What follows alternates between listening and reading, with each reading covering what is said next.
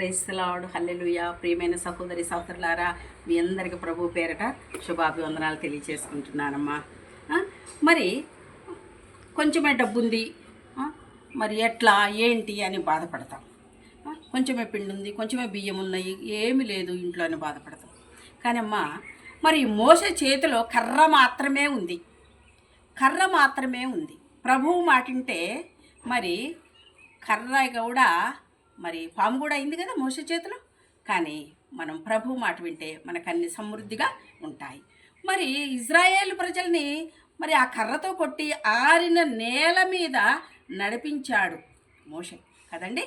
మరి నిర్గమకాండము 14లో ఉంది. మరి అదేవిధంగా యోసేపు వినయం చూపించాడు.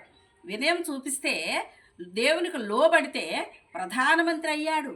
అందరికీ రక్త సంబంధీకులకి కరువు తీర్చాడు యోసేపు.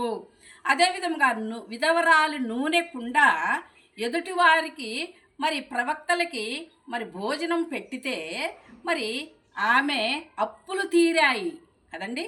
మరి దైవజనుల మాట మనం వినాలి కాబట్టి ఆమె రొట్టె ఇచ్చింది అంతే. కానీ నూనె కుండలన్నీ నిండిపోయి ఆమె అప్పులన్నీ తీరి అందరికీ కరువు ఉంటే విధవరాలి కుమారులకి ఇద్దరికి విధవరాలకి కరువు లేదండి. మరి దావీదు చేతిలో 5 రాళ్ళు, నున్నటి రాళ్ళు. గొల్యాతు ఎంత పెద్ద ఆజానుబాహుడు, దావీదు చిన్న పిల్లగాడు. మరి యెహోవా జీవము, యెహోవా పేరు నేను వస్తున్నా, యెహోవా పేరు నేను నీ దగ్గరికి వస్తున్నానని ఒక్క రాయే గొల్యాతు మీద వేస్తే ఆయన కింద పడిపోవటం జరిగింది.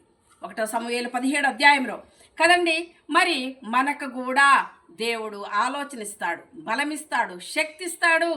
నీవు దేవుని బిడ్డవైతే, మనమందరం దేవుని బిడ్డలం, మనందరం సహోదరులు, ఆయన బిడ్డలం మనం. కాబట్టి పిల్లాడి చేతిలో 5 రొట్టెలు 2 చిన్న చేపలు, మత్తయి సువార్త 5. ఆ 5 దేవుని చేతిలో పెడితే దేవుడు ఆశీర్వదిస్తే అన్నీ కూడా కుప్పలు తెప్పలుగా అయ్యి సంతృప్తిగా తిన్న తర్వాత మిగులుతాయి. దేవుడు తలస్తే నీకు మిగిలేటట్టు చేస్తాడు. నీ కుండలు ఊడ్చేయడు దేవుడు.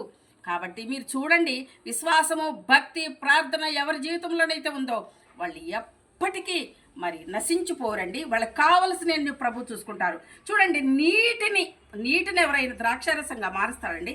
ఏమన్నా మంత్రం వేశారండి ప్రభు, నీటిని ద్రాక్షారసంగా మార్చారు. ఆమేన్, ప్రైజ్ ద లార్డ్, హల్లెలూయా.